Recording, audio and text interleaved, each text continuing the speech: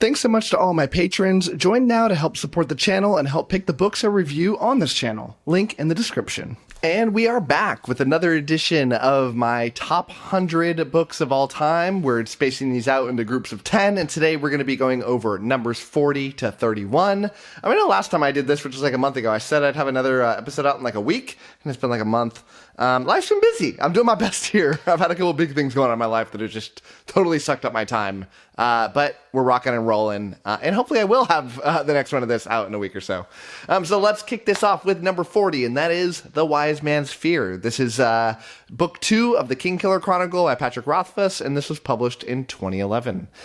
This one has rocketed up my list since I made this list a couple years ago. And it's rocketed up the list because I reread it. I ultimately ended up enjoying the first book in the Kingkiller Chronicle about as much as I did the first time, in that I really, really, really liked it.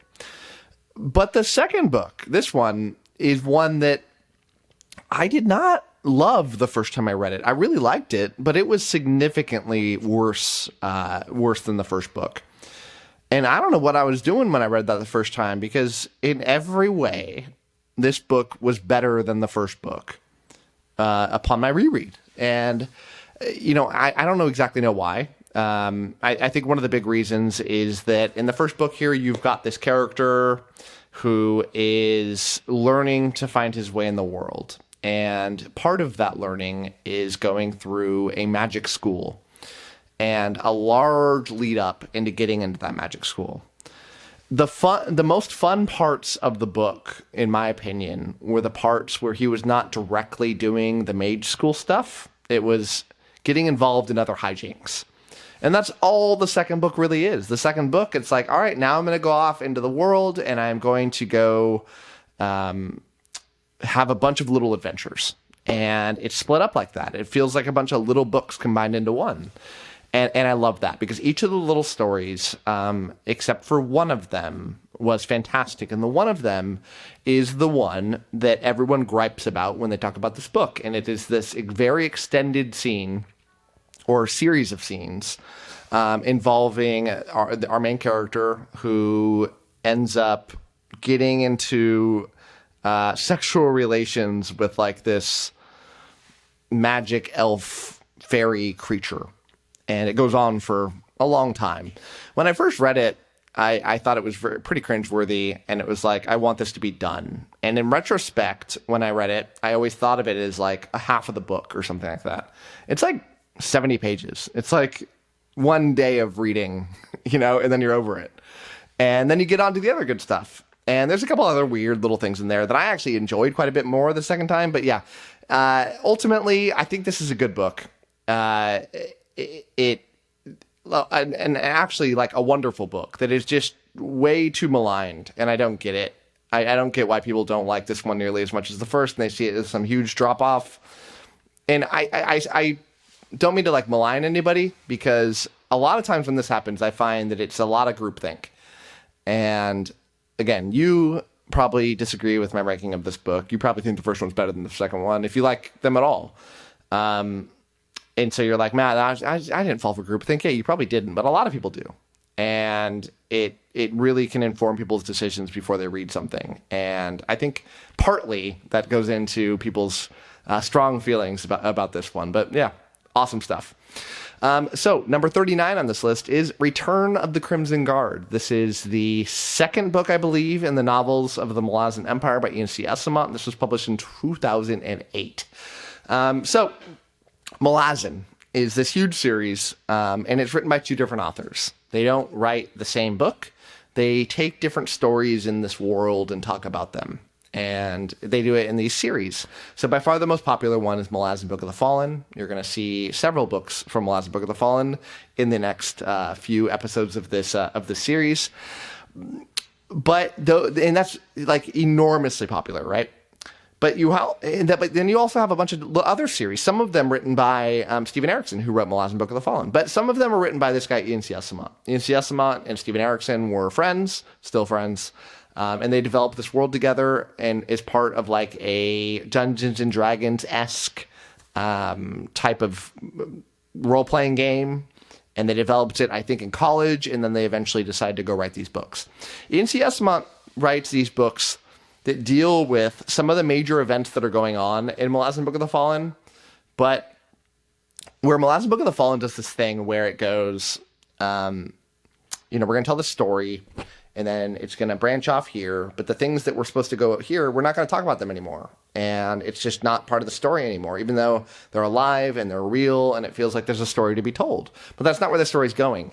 Well, 𝐒𝐿𝐷 takes those stories and runs with them. And none better, in my opinion, than Return of the Crimson Guard.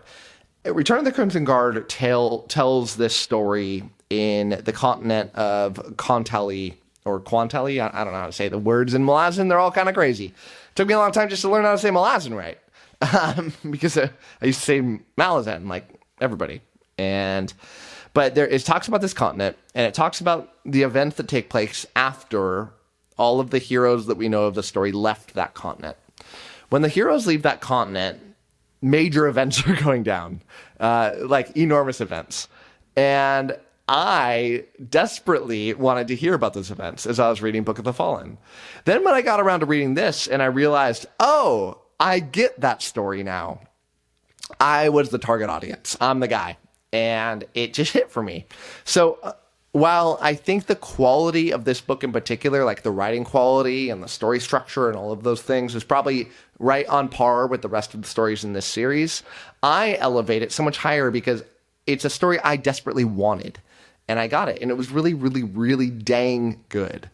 And it's just great. I mean, I don't understand why anybody doesn't have this book as comparable with those of 𝐒𝐿𝐷 Book of the Fallen. And further don't get why a lot of people feel like this is like one of the weakest books that 𝐒𝐿𝐷 wrote. I don't get that at all. Now, I will admit that I did read these books before I knew what the popular opinion on these were. So I was a totally blank slate, didn't know anything about them, didn't know what I was even going to read. I was like, look, I loved Book of the Fallen, but let me read these, we'll see what we think. And it just didn't, I didn't understand what the preconceived notions people had as they went into these things. And so, yeah, I ended up with some wacky rankings with novels in the Malazan Empire. But yeah, this is great stuff. It's got all the beats that 𝐒𝐿𝐷 Book of the Fallen would have. It lacks the philosophical insights that Erickson has. It lacks the really complex, in my opinion at least, the really complex writing and the themes that go into the story. But everything else is there. I mean, the characters feel like they're full of life. The story is wonderful, truly wonderful. It hits all of the same pacing beats that the other wonderful books in all the other 𝐒𝐿𝐷 books have. It's awesome stuff, and I really view this as like right up there with the best of the 𝐒𝐿𝐷 books. Next up for number 38 is Call of the Bone Ships. This is the second book in the Tidechild series by R.J. Barker, and this was published in 2020. And so I've been stumping for this series since I read it. This is what I consider is a perfect trilogy. I gave every book in this trilogy a 5 out of 5. That is exceedingly rare for me to do. I can only, on the top of my head, think of a couple other series that have been able to nail that feat, one of them being the Greenbone Saga. But this is just incredible. And to say it's underrated, I think, would be a disservice to the word. I view this series as some of the pinnacle in fantasy writing, whereas the popular opinion of this series is pretty good. And the popularity of the series is middling at best. It's, got in the low tens of thousands, I think, maybe mid tens of thousands for reviews on things like Amazon and Goodreads, which, look, if you're like a indie author and you're looking at those numbers and you're like, Matt, my life would be forever changed if I was able to sell that many books. Yeah, I get it. And I agree with you. But I feel like R.J. Barker should be up there with like the greats of the fantasy genre. The people that are selling hundreds of thousands and like hundreds of thousands of reviews. That's what I view of this. The Tidechild series is just incredible. It tells the story that I am very biased to again. And I look, this whole video is a big bias, right? Like I love books that I love and I hate books that I hate. And I love pirate books. I love them. I love a good seafaring adventure. I'm just a sucker for it. I never knew this about me before I started reading fantasy. I was never like huge into pirates before fantasy, but my God, you throw in some pirates into a fantasy story, it is going to be bonkers. And I love it. And this is like the best of the pirate stories. I mean, other than some of the Robin Hood books and in like the Lightship Trader series. And it's just great. I mean, I love the darker tone of the series. I love the perspective of the series where it's not from the main protagonist here. It's dealing with like the second in command as they watch it all going down. I love it when an author has the bravery to do that kind of thing. I love that the first book threw out all we needed to know about this world, and it was incredible. And the second book, it just went, yeah, you thought that was something, and it went in a totally bigger and grander perspective. I love that you had these big twists and turns to this story where, as the reader, we don't even really know where the story is going. You know, we get the sense that, I mean, the story is about hunting a ancient dragon, water dragon, that has not been seen in the world for a very long time. A water dragon that is necessary for the two major powers in this world to wage war against each other. Because in this world, there's no trees. They have to use the bones of these ancient dragons to create their boats. And the dragons have all died off a long time ago. So the boats are dwindling. And it's not going to be able to continue this war anymore until a sea dragon is found. And it's a race to try to see who can kill it first. And then you got this group that are riding on this ship, the Tide Child, who is not sure what side they're going to take in this. And I love that moral dilemma. Everything about the story is incredible and magical and darker and complex and just amazing. The writing style itself is just so perfectly lyrical and hits me so deep and perfect. The characters themselves are just absolutely incredible, especially the main two. Lucky Mies and Joran, is it? I don't know. I haven't read the book. It's been a little while since I read the book, but I think it's Lucky Mies and Joran. Just great. Can't stop thinking about it. And I can't wait to read all of the R.J. Barker books when they come out. And the one he wrote after this, the next series he's writing, Gods of the Weirdwood, is amazing so far. So, yeah, he's killing it. Keep doing you, R.J. Barker. Number 37 is A Memory of Light. This is the final book in the Wheel of Time series by Brandon Sanderson, and this was published in 2013. I am not what I would consider anymore a enormous Wheel of Time fan. I think there was a time right when I was reading it where I would have considered it a pretty top tier series. You know, I don't know if it ever cracked like top 5, but a solidly top 10 series. It certainly waned over the years for me, not because I'm looking back on it with any sort of negative feelings. It's just that I've read a lot of books that I like more than that. And I loved it so much, I think, because I didn't have a lot to compare it to. And it does have this older style to it, where it feels like it was written a really long time ago. And it felt more in the Lord of the Rings type of world than it does in the, I don't know, like the Stormlight Archive kind of world, even though the author of Stormlight Archive is also the author of this one. It just felt old school. And I don't love old school. I can like it. But this book, Memory of Light, it just did such a perfect job at bringing the whole story together. I mean, doing a series that it's, 15 books, 16 books, and being able to wrap it up in an amazing way, in a way that I feel like a large majority of people that stuck it through the series would agree that it really, really stuck the landing. It stuck the landing in part because each of these books was written in a way, or most of the books, I will say. There's a slog in the middle that doesn't do this, but each of the books is written in a way where they're all building towards this greater thing, but they have a very, very structured beginning, middle, and end to them. They all feel like their own contained stories. You can, as you think about one of the books, you can remember what's in it, as opposed to something like The Wandering Inn, where, you know, it doesn't have that structure, in part because it's not written that way. It's written in chapters, and it just cuts off a story at the end, where I can't tell you what happened in one of the books because it all kind of jumbles together. Where in the Wheel of Time, it does an amazing job at pacing, right? And writing a complete book that fits into this whole series. And in the final book, it needs to be bigger and grander than everything up to that point.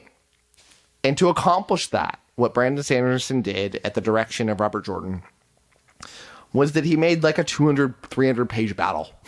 Like it's like enormous. It's the biggest chapter I've ever read. It's hundreds of pages long. And it made things epic. It made things work. It made everything feel like we are at the crescendo of this bigger than big story. And it just knocked all of the parts perfectly, you know, and it pulled on the heartstrings. It made you care about people that you shouldn't care about. It feels like everybody got that ending that they deserved, not necessarily the perfectly cheery, happy one, but the one that felt right. We always knew how the story was kind of going to end based on the good versus evil nature of the story. Obviously, good's going to win. Obviously, Rand is going to be the hero of the world. But it also doesn't end exactly like you would think. And it doesn't give you that perfect, you know, perfectly like nice little tight bow at the end of the story, which is amazing and perfect to me. You know, I don't want that perfect ending. A perfect ending to me is one that's a little bit, you know, muddier. And we got that here. And it knocked it out of the park. And I love everything about it. So awesome stuff. And Brandon Sanderson deserves all the kudos in the world to be able to take a series that somebody else wrote and be able to finish it off in such a good way is a monumental feat that is pretty cool to be able to be a part of.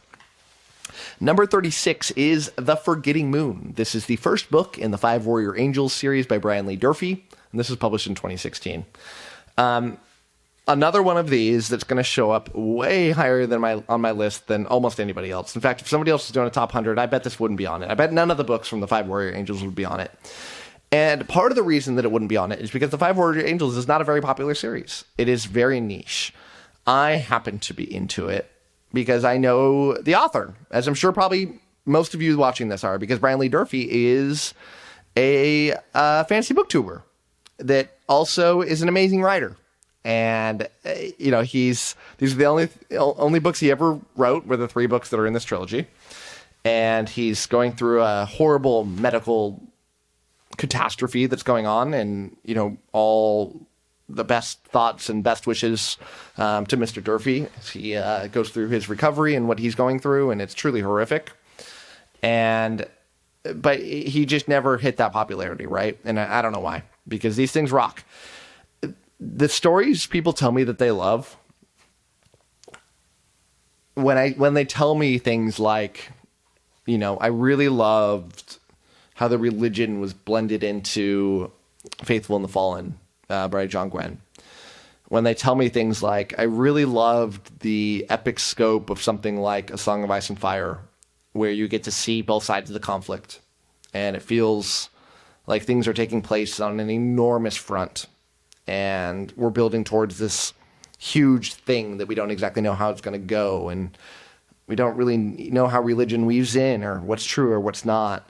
Like, people tell me these things, and I go, why have you not read and devoured all of the Five Warrior Angels series? Because it's everything that you'd want and more. You have to go into it with some, take away a little preconceived notions, because I think a lot of people think of a series that doesn't have a lot of reviews as not possibly being able to compare with enormous books, is like the titans of this genre. But it deserves to be up there. I mean, it's amazing. Everything about it is great. I mean, this first book, it sets things up in such a perfect way. It does this old school thing where it starts with this boy in a little village, and you know that it's going to get crazy momentarily. But what it does this thing, and it's like clearly Durfee read a lot, you know, and he was very influenced by things, but he wanted to do his own thing to it. And so he took this old school Lord of the Ringsy type entry point, and you start thinking like it's going to go down these obvious plot points. And then he's like, no, we're not going to do that anymore. I'm going to go chop off this dude's arms and legs and throw him in a box and have that box towed around everywhere. And it's going to get grim. It's going to get bloody and grim and horrible. And you're going to hate everybody. And this is the path I'm taking you down, Matt. I am here for it, Brian. Thank you for that. Thank you for surprising me in such an amazing way. I love that kind of thing. I need more of that in my life. This isn't like the most grimdark book you're ever going to read. I mean, certainly there's some things that are more, you know, feel like bleaker than this. The what is it? The Prince of Nothing series comes to mind, where it's like, bleaker than hell. But it does it in a very perfectly done way that keeps everything flowing, keeps things fun and fresh, also keeping the dark angle on things, keeps you guessing. Tons of amazing little twists and turns here. It's great. It all starts here, and I will forever cherish this book. Number 35 is A Game of Thrones. This is the first book in A Song of Ice and Fire by George R.R. Martin, and this was published in 1996. I don't really got to talk a lot about A Game of Thrones. I feel like if you're watching this channel, you know about this book. You either watch the show, which did a very good job at, compressing the events in the first book into that first season. It did a really wonderful job at that. So you've watched that show, right? Or you've read the books, or both. So what do I got to tell you? I'll tell you my thoughts and my history with this book and why I love it so much. I had read some fantasy as a kid. Things like the Redwall series by Brian Jacques and some other random kooky stuff as like a kid, but I got out of it. And after I was done with college, I watched an episode of Game of Thrones. Everybody's talking about it. I watched an episode. I watched the first episode, and I went, oh my God, this is everything that I wanted and more. This is a book.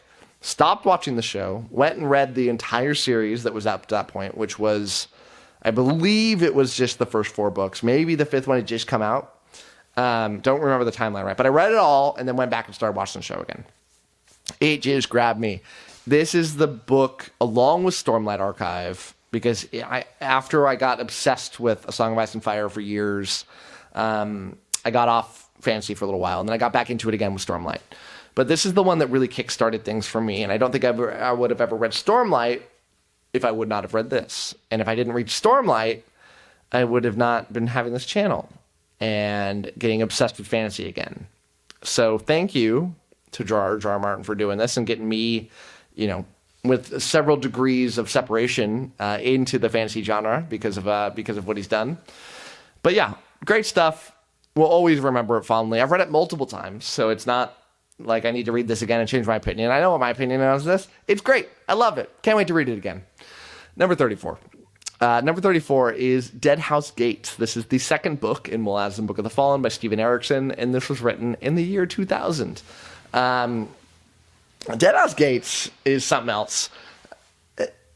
𝐬𝐿 Book of the Fallen does this crazy thing that I've never experienced before in fantasy, and I hope I get to experience it again, where the author tells the story in Gardens of the Moon, the first book, and he's like, here's the story. We're on this continent. This is what we're doing. And then towards the end of the story, a couple of the characters are like, all right, you guys do your thing. We're going over to this other continent. We're going to do this other thing. The second book just goes and does that other thing on this other continent with these random characters. And it leaves all of like the 100 characters that you got to know and love over there to do their own thing. And it's like, no, I'm going to tell this story over here now with all these new characters. And it's bonkers. And it's not the only time that Steven Erikson does this in the 10-book series. He does it again in book 5. But it blew my mind. And it's like, oh my God, we have to learn this world again because it's a new world. We're on a new continent. It's a totally different culture. Everything's different. Awesome. But then the story we get is such a different story. I mean, the first one, it's a definitively fantasy story with these characters going kind of from point A to point B and trying to stop this bad thing from happening. And in this one, it's like a march of death where this group of people is trying to shepherd these don't worry, I'll edit that out later. They're trying to shepherd these civilians, not civilians, just like peasants, from one end of the continent to the other, and they've got to take them there while people are trying to kill them the whole time. And it's like the most tragic story I've ever read, having to go along with this journey with these people.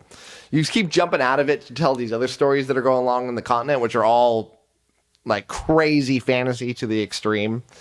And then the end of this book, which I don't want to say anything about because I don't want to ruin anything, it's like one of the best endings to a story that's ever happened.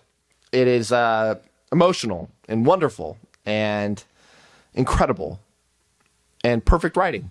And it will always have like the most special place in my heart. And I'm so excited because I get to read this book again. I read Guardians of the Moon a couple months ago. We're doing a slow reread, which is probably going to take me a couple years of Malazan because I'm reading tons of other things in the meantime. But I get to read the next one. I'm hopefully going to read that in the next few months. Definitely. Oh my God, my backlog is so crazy. Definitely within the next few months, I'm going to read this one. And I'm frothing at the mouth just thinking about it. And I can't wait to talk to you about it and let you know my modified thoughts on this thing. All right. Number 33 is The Blackest Heart. This is book 2 of The 5 Warrior Angels by Brian Lee Durfee, published in 2019. Already talked quite a bit about The Forgetting Moon, which is the first book in this. And yeah, The Blackest Heart. You know, I don't need to talk too much about this because I already kind of did a lot of preface about the series beforehand and the first time I talked about this. But it just took everything and made it better. Every way, this book was better. Got the hiccups now. That's great. But yeah, it just, I sound so dumb saying this, but like, I'm a sucker for first books in a series. I'm a sucker for final books in a series. But maybe more than anything, I am a sucker for somebody nailing a middle book in a series. I think I just like books. I think that's what this all comes down to. But like, it's got to be so hard to write a middle book in a trilogy. Because like, how do you do that? Because not only do you not get to set things up anymore, but you don't get to finish them either. But you got to figure out a way to do that. And Durfee just nails it. I mean, he takes everything that was pedal to the metal at the end of the first book and he goes, why don't we just keep the pedal down, shall we? And then it gets towards the end of the book and he's like, well, the pedal's already down. I guess I just got to hit the nos. You know, we got to figure out a way to go faster. And it's got like the craziest, not the best, it's up there, but the craziest battle sequence I've ever read in my entire life. It's just like you read this battle sequence that happens on this, like, I don't actually even want to tell you where it takes place in case you're going to read this. But if you've read this, you know what I'm talking about. But this battle happens and you're like, wow, this is a crazy setting for a battle. This is really intense. There is a ticking time bomb here where they have to get this battle done in a very short time frame. I won't tell you why. And that's exciting. And then it throws in something wacky and zany into the mix. And you're like, oh my God, I can't believe it went there. And then it goes, yeah, you thought that's it. Let's throw in this even crazier thing into the fold. And you're going to have to deal with that, reader.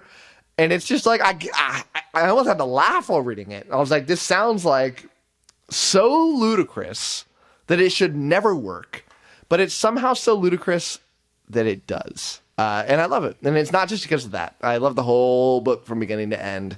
It is awesome, awesome stuff. Number 32 is Small Gods. This is one of the Discworld books. I don't know which one. There's like a million. By Terry Pratchett, and this was published in 1992. One of the reasons I don't know what book number this is in the series is because, again, Discworld has like 40-something books in the series. They're pretty small, so it's not like, you know, it's not enormous. I'm sure it's less pages than something like A Wheel of Time, which is only like 15 books. But it also doesn't like tell a solid story from beginning to end. It's like this kind of wacky way to write a story where it's like, all right, I'm going to write the first book and the second book, and they're going to follow this character on this timeline. Then the next book, we're going to talk about this new thing. And then like the 6th book, we're going to go back to that first group. And then the 7th book, we're going to go back to this one. Then we're going to do a standalone over here. And then we're going to insert a new story here. And then every now and then I'm going to come back to these and fill them in. It's bonkers. This one is a standalone. If you look at like the map for how you read these things and I connect them all, and it looks like a series. It's not, because it's like references another continent and another book, so they're like tying together, but it's not. It's its own thing. This is the best book on religion I've ever read. Terry Pratchett in these Discworld books likes to do a satire on oftentimes multiple things within the same book, but this one very much was a satire on organized religion. And it did it in such a magical way that whether you are deeply religious or as atheist as it gets, or anywhere in the middle, There is something to love about this book. And just that fact alone is incredible. How could you bring everybody together on a book about religion and make everybody love it? I know this because I've shared this book with both people from both groups, and they both love it. I've talked online with people, and they both love it. It just does it in such a respectfully perfect way where it can poke fun at religion, but also show you the benefits of it at the same time, and the absurdities and the logicality of some things, and having fun and being hilarious at the same time. It just is a wonderful, wonderful book. It's my second favorite Discworld book, and I've read them all, so I'm not maligning it by saying it's only my second favorite out of 40-something books. I mean, that's pretty top tier, right? But it's great. I think this is the book that I've bought the most for people that I know. It feels like, when I talk to people I know and I'm trying to figure out a book to buy them, I like to buy people I know books. I'm always like, I oftentimes come back to this, and I'm like, this seems like right up your alley. A lot of times, one of the precursors one of the prerequisites for this is that, like, a lot of people tell me, like, I don't want to read, like, a enormous, like, 500-page book. And I'm sitting there like, 500 pages is enormous? I read fantasy books. That's pretty moderate, right? Maybe even low. So that already kind of puts me in the Discworld category already. But then I find a little bit more in it, and this is just great. So I will say that if you've never read Discworld, this is one of the best starting points you can get to get into the series to see whether you like it or not. So check it out. Hopefully you like it. All right. Finally, number 31 is The Wisdom of Crowds. This is the final book in the current final book in the First Law series. The overall series is the final book in the Age of Madness trilogy. All right, I've said this a million times. I'm going to say it again for the people in the back. The First Law is 9 books, 10 books really. We won't talk about the 10th one.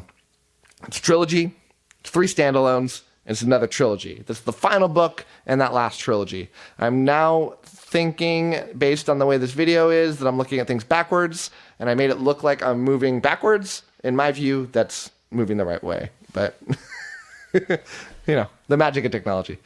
And I have since reread this book. I reread it about a month ago, since I made this list.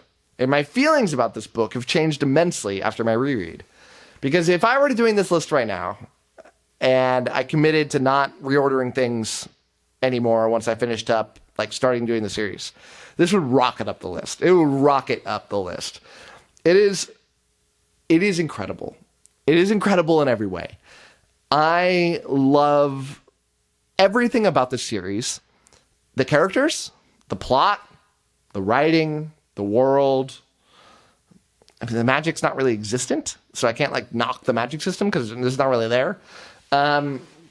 It's just one of those books where it's like a perfect book, right? Every now and then you read one of those, you're like, I have no complaints here. I look for complaints when I'm reading books. Obviously, more than anything, I look for good things, but I also look for complaints because I'm doing reviews, right? And I got to talk about all things here. I can't find it here. It's amazing. Go read this series. If you are one of those, oh God, I hate these people. If you're one of these people that read the First Law series, the trilogy, and you're like, that was great, I loved it, I don't need to read the next one. What are you doing with your life? Like, what are you thinking? I don't get it. Like, this is the same kind of person that reads The Faithful and the Fallen, and they're like, that was awesome, I don't need to read the next trilogy. Why? I can't connect with you if you say these things. I'm sure you're a great person, right? I'm sure you're wonderful, but, like, you have a character flaw, and you need to fix it. You need to fix it right now. Go read this trilogy. It deserves to be read. It demands to be read by it and by me. So that's it. We're done. We've got 3 more of these little 10-book videos to do before we're done with this thing, and I'm not going to make another one of these for like 2 years. So that is it for me. Thank you so much for watching, and as always, happy reading to you. Thanks again to all my patrons, with a special shout out to my Ascendant tier and Librarian tier patrons: Amy, Anna G, CJ, Doust, Darren, JD, Jonathan, Nathan T, Nev's Book Channel, Orthodoxia, Ron Reich, Russell, Ryan L, Slay, Sydney Baker, Tahir, Zion, Anna, Andra, Blair, Brock, Evan, Harry W., Joe UK, Kat Mick, Michael Sugarman, Sky, and Tyler. Thanks for sticking to the end of this video, and if you want to watch some more content from my channel, click over here and I've got some good videos for you. Thanks so much.